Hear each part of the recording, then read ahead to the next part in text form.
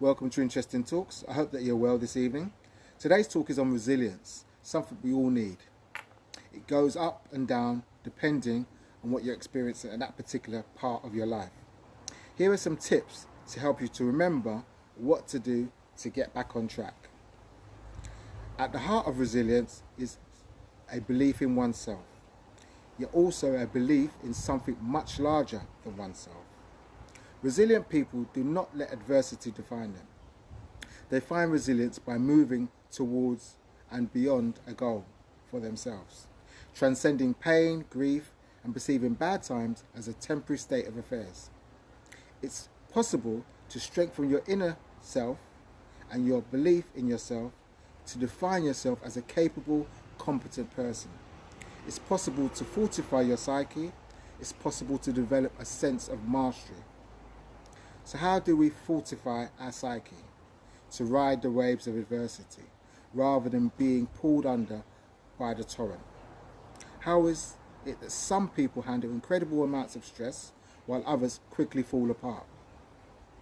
Those who master resilience tend to be skilled in preparing for emotional emergencies and adapt to accepting what comes at them with flexibility rather than rigidity. Times are tough, but I know they will get better.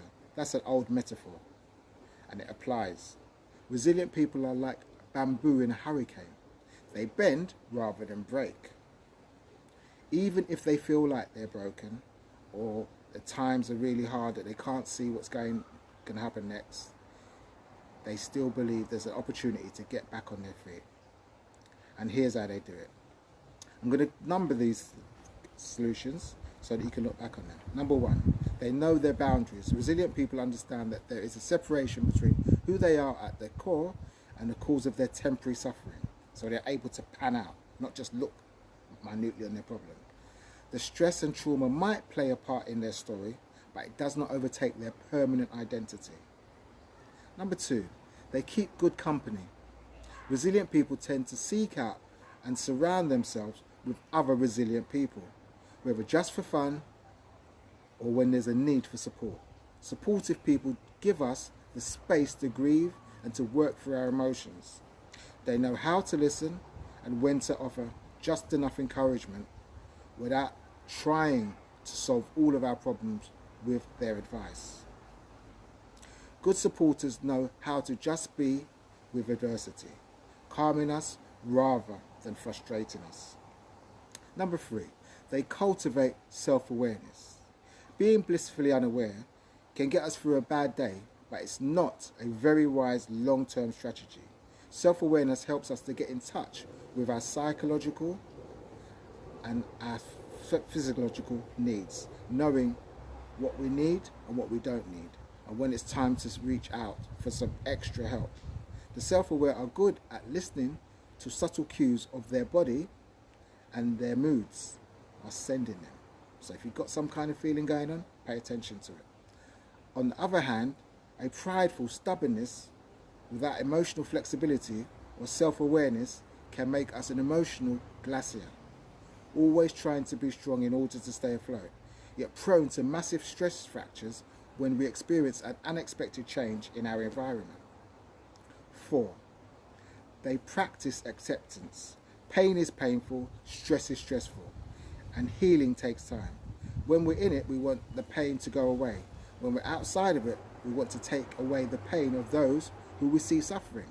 Yet resilient people understand that stress and pain is a part of living, that ebbs and flows. As hard as it is in the moment, it is better to come to terms with the truth of the pain than ignore it, repress it, deny it. Acceptance is not about giving up and letting the stress take over. It's about learning or leaning into the experience with the full range of emotions and trusting that will bounce back. So the basics of dealing with resilience. So number 5, willing to sit in silence. We are masters of distraction, TV, overeating, abusing drugs, risky behavior, gossip, etc. We all react differently to stress and trauma. Some of us shut down, some of us ramp it up. Somewhere in the middle there is mindfulness, being in the presence of the moment without judgment or avoidance. It takes practice, but everything does. But it's one of the most purest and most ancient forms of healing, resilience building. 6.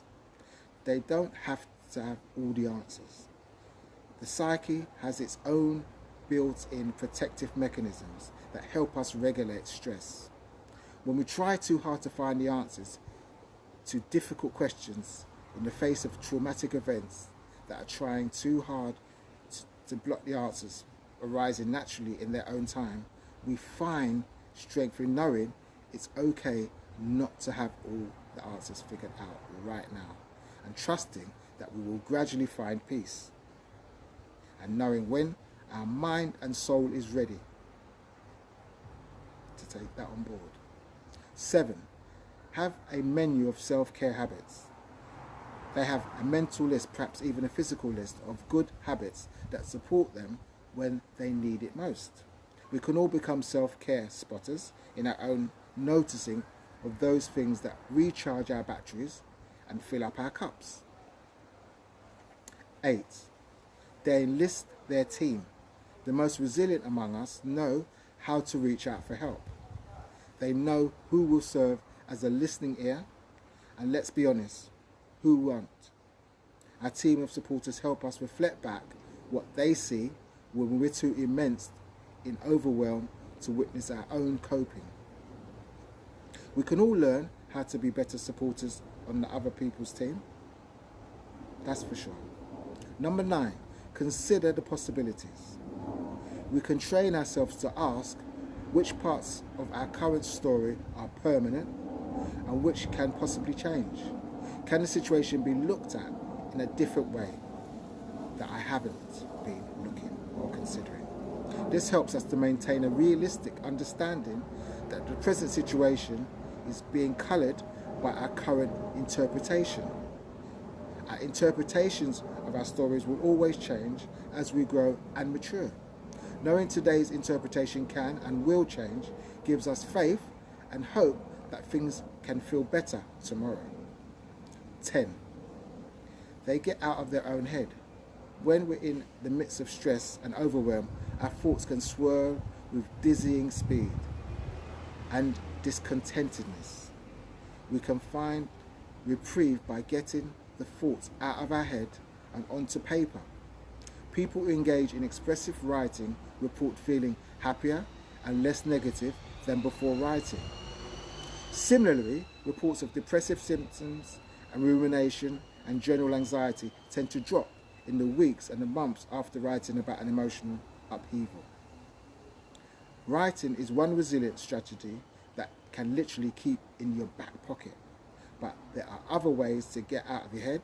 It's actually okay to distract ourselves sometimes. That it's okay when distraction serves us to get us from ruminating and bring us back to the present moment. Healthy distractions include, as you always hear me say, going to the gym or walking or exercise, going for a walk, cooking, baking, volunteering, or any self-care items on your self-care menu that you have or that you should be developing. So the most resilient of us, sometimes we forget to be resilient and how this works. So this should help us to focus on the key things to help us stay and keep us moving and get ourselves going again. There's no one size that fits all, but what you feel can be useful to you, try it. What have you got to lose? If you like this talk, share it. Whatever medium you see me on, leave comments. I will reply.